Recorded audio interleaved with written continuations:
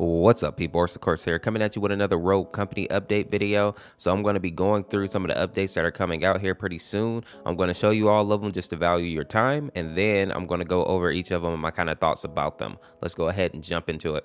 So the first thing that's coming out is going to be that surrender system. I know some people thought it was supposed to be out already, but it actually did not drop.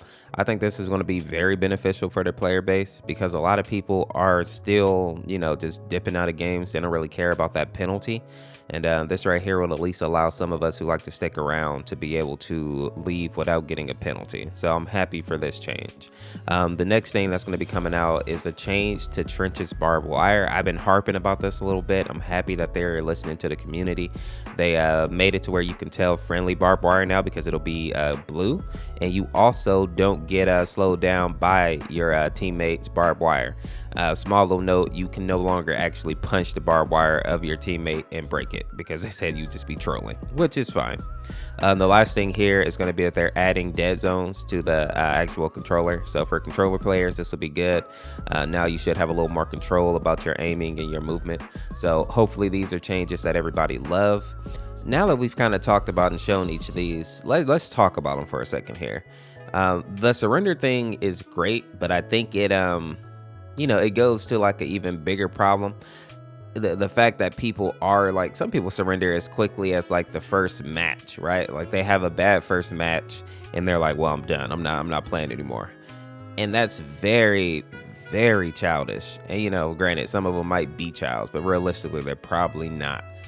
And I just wish that people wouldn't give up on games so quickly because and everybody watching probably knows, you probably had a game where you've come back, right?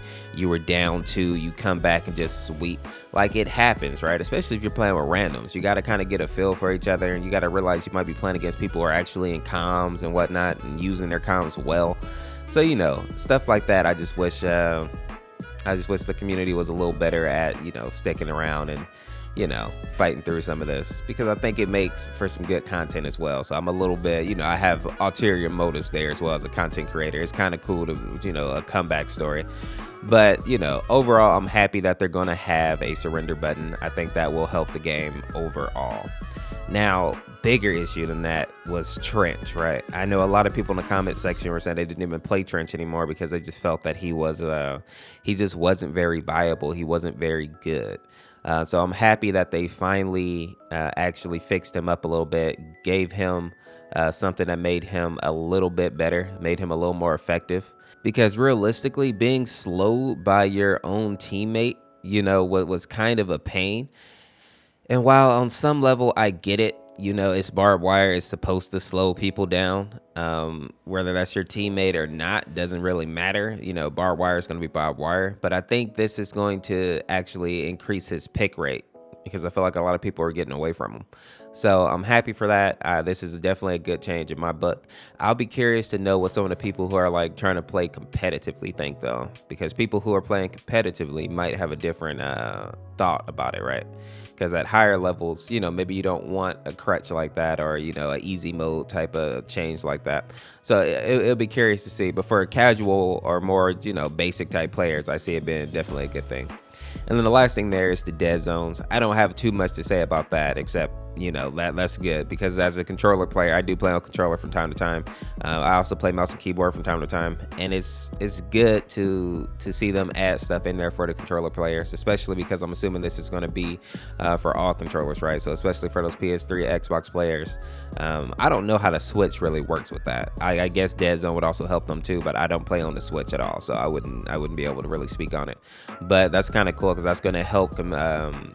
Actual console players kind of perfect that aim and whatnot, so maybe they can have a slightly easier chance trying to compete against computer players if they are going with this crossplay type thing. So I'm excited about it. All in all, I think these are all great changes. So now I just want to talk about a couple of things that I still would like to see. So first and foremost, I would like to see a couple of more changes made to like Ronin. Because just thinking about rogues that have been changed, Ronin's in a good spot, don't get me wrong.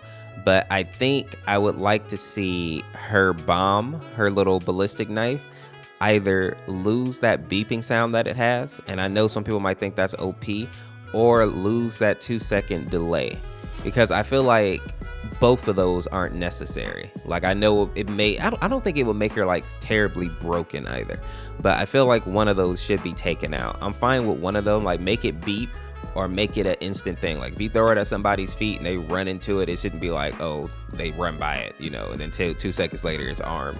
Like I feel like it should either go off instantly or at least not make the sound. So I've been harping on that one a little bit, but that's something I would like to see.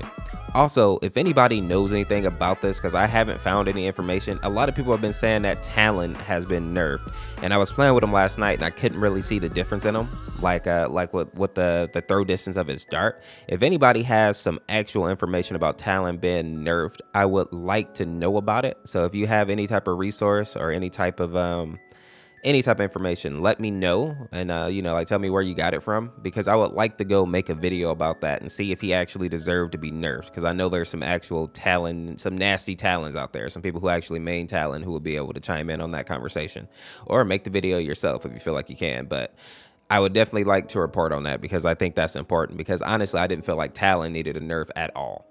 So if he did get a nerf, I want to talk about that for sure.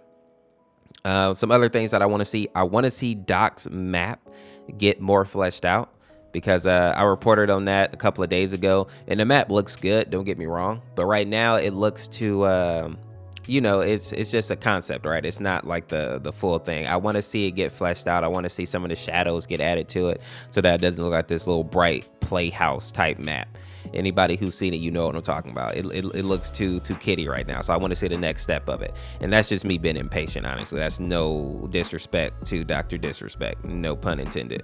And the other thing, I want to see some type of limited time game mode come back, because, you know, Demolition and Strikeout are fine, but I feel like every week that they should be pumping out some type of limited time mode, even if it's the same one. You know, like Extraction should have been back, or give us some 2v2 Wingman, or give us something, right? Give us something that keeps us interesting. Melee only mode, something.